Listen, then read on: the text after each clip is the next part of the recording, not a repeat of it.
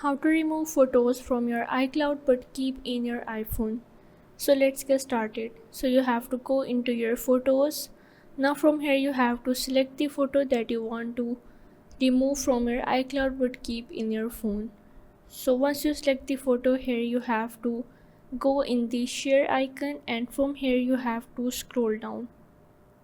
Now here you have to go in the save to files, and here you have to click on the downloads, and you just have to save this image to the downloads. So once you upload the photo, here you just have to click on it, and from here you just have to tap on the delete photo and delete this photo from your iCloud. So once you delete the photo, you have to go into your recently deleted, and from here you have to click on it, and here you have the confirmation to delete that specific photo. So you just have to delete it, and the photo is saved into your files. For that, to open this copy, you just have to click into your files, and you have to go in the download, and the copy of that photo is here in the download, but the photo is removed from your iCloud.